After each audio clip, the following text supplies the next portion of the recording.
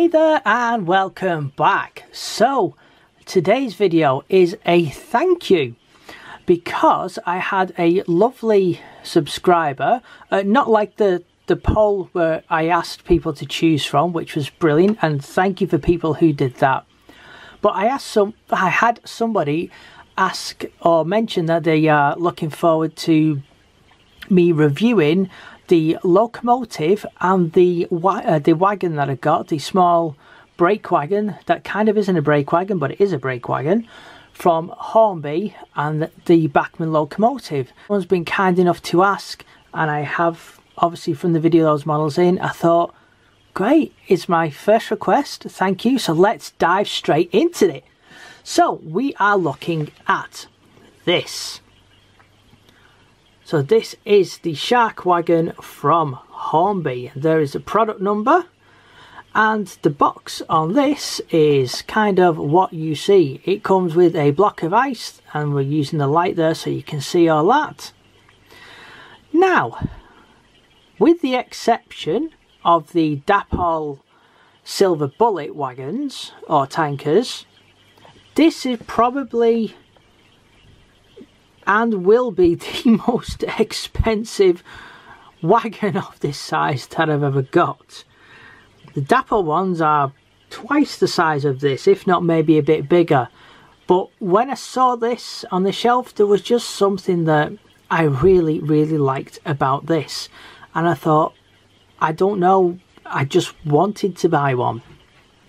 So, this cost me $27.99. Now that is a lot for what I'm going to show you, but there is an awful lot of detail. So let's get this out of the way. Let's get the wagon into shot. Let's get up close to it and show you everything with it, and you'll see why I do actually think this is worth the money what I've paid. And here we have it, the Hornby Shark wagon. Now quickly, before we look at the details on this, when I did my haul video with this, I was saying about it looking like a brake wagon, and I was curious with it saying Shark on the side, and like I said to me, it looked a bit like a brake wagon, so I did a little bit of research.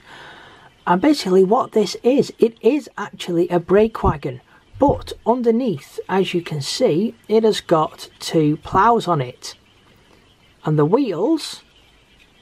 It is a brake wagon and it is fully functional as a brake wagon, but this is intended to be used to help freshly ballasted tracks to level all that out. I suppose if you wanted it to, it can double even more as a snowplow. So with that being said, let's get up close and personal with this and see the amazing amount of details what we have. So as you can see here, we have got separately fitted parts straight away. I'm guessing that these look like they could be lamp irons. We have a NEM coupling at the front. Now this does not have sprung buffers, these are plain plastic. As you can see there, you have got the line on them, you have got like the little bit just there where it would have probably been broken off the sprue, and that is a little bit of a shame. But when you are kind of looking at this from a slight little bit of a distance, you don't really see that, but it would have been nice for these to have been finished a bit better, maybe even for the price have been metal. So if we go around the side, as you can see, or just go back, sorry, you've got the wonderful like chevron effect there, and look how clean and crisp that is. That is absolutely fantastic and immaculate. We just get a close up here, you can see inside, you've got the door, you've got glazed windows, because if you look through this, you can see my finger there, hello, all the way through from one side to the other with that proper glazing. And that is wonderful and incredible. And let me see if I can get this just a little bit closer. As you can see, there is something on the inside of here. Now one thing that I will say about this is this weighs an absolute ton for a wagon.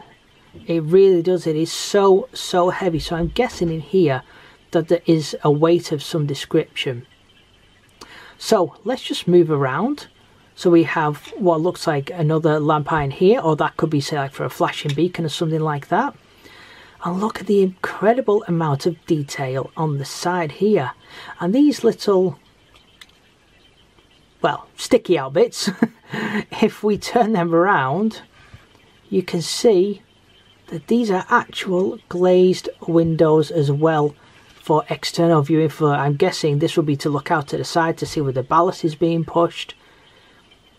And that is incredible, incredible detail. These aren't painted on, these are actually, if I use the light there, these are actually little pieces of glazing, and that is wonderful. So if we go up here, you can see the separately fitted handle. I don't think I can get my finger in, or can we? Let's try.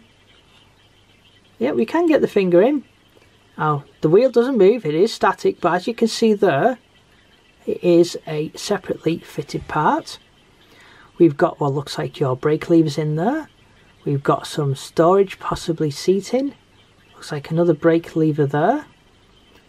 I see the amazing amount of detail. You even got the hinges to the doors there, what you can see. Or at least the door handle on this side. And just a little bit of what you can see inside. We've got these amazingly put on little decals, all these warning signs. You have your door handle here, what again is separately fitted. And see all these rails? Each one of these rails, if I just do this, as you can see, they do look, well, the longer one is a little bit flimsy, but all of these rails are indeed, if I do this, these are all separately fitted rails. I mean, how incredible is that for something like this? That really is good. And then we go around the side.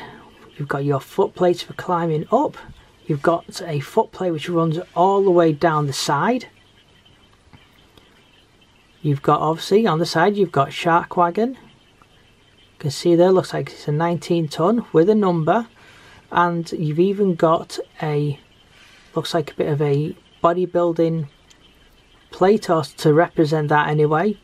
You've got the amazing white painted on there for the steps. Now, do these doors do anything? No, unfortunately no. These little doors don't do any. But you can see the amount of detail that's been picked out on these doors. That orange, that is actually what drew me to this model. If you just come back out, that orange is just, the way that it has been finished off is really, really fantastic. You can see on the other side here, the same amount of detail what's in the other end. And this is just a carbon copy of the other side. Again, there's no sprung buffers on this. You know, we have got that little bit of the, you know, that plastic finish. And you can see there. So that would have been nice to have that a bit, you know, just done a little bit nicer, a little bit cleaner. Again, we have the NEM coupling pocket.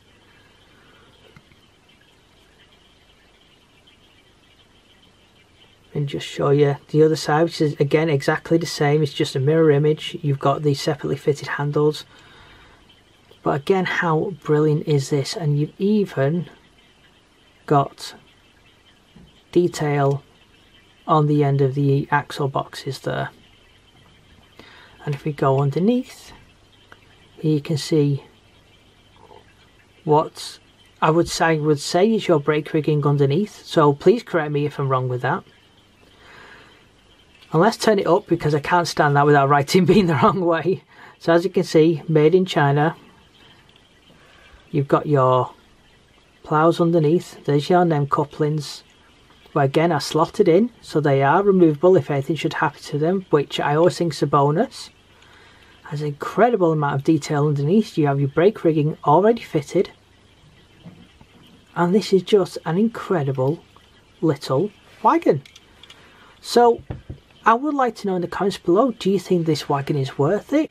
And for what you get, I really think this is worth it. Now, there is something else with this. And that is this. if you will, a little tiny mini manual. And this shows about you can remove the NEM coupling and this, and then you can put a blanking plate on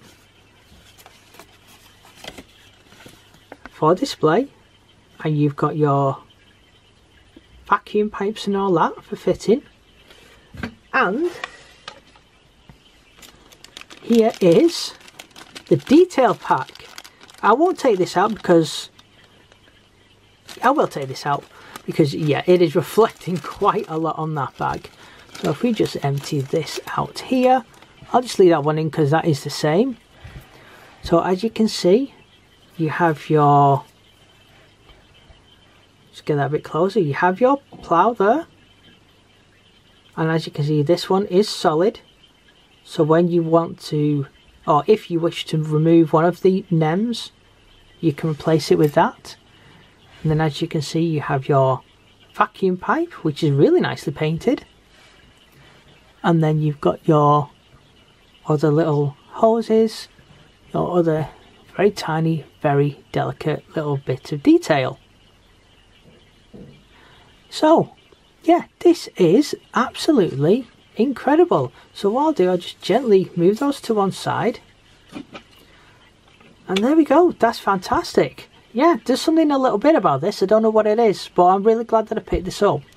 So as you saw from the bonus video at the weekend, let's have a look at this on the test track. And here we go. So as you can see, you know, from the weekend, if you watch the video, we have a little bit of a test track. A couple of bits are now glued down and into place to be carried on with. And we have our incline. So, sorry about that. So let's just have a little zoom in up here. And then what we are going to do, because the layout that I am using doesn't have an incline, we have made one. So this is, like you saw, for testing things like this and other bits and pieces too. So let's let go of this and see how freely that this will run. Okay, so it is still on the incline there.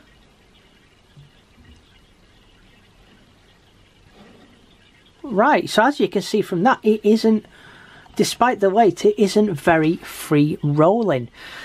So that is a little bit of a shame really, because this is really heavy, and I would have thought that, because if you see underneath, there are two screws.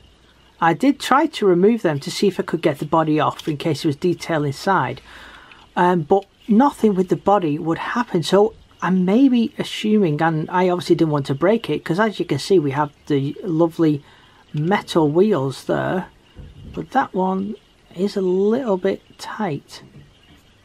So maybe, so I'm guessing that there is, say, a weight or something was attached inside this. But yeah, with the weight to it, I would have thought this would have run a little bit easier and smoother. So let me just try this one last time. I'll just catch up with the camera.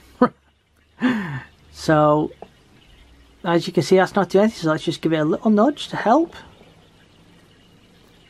And no, as you can see there, it's kind of got stuck in the same place, just finishing off.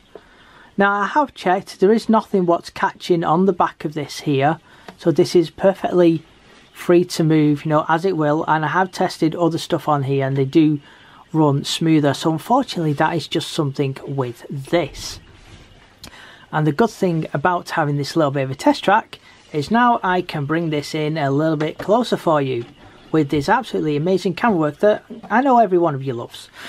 So I'm not going to pop this on a train, I'm not going to run it because I'm doing a few other little bits, and that is partially with the test track in mind as well. So not everything will always go down on the layout, because a little wagon like this is great for showing trains and maybe say multiple coaches, but for a single little one like this, no, I think this, well, I think this is enough. But however, let me know in the comments below, would you rather me carry on and do, you know, showing a bit of it running around the track in the sidings, that sort of thing? I would genuinely like to know.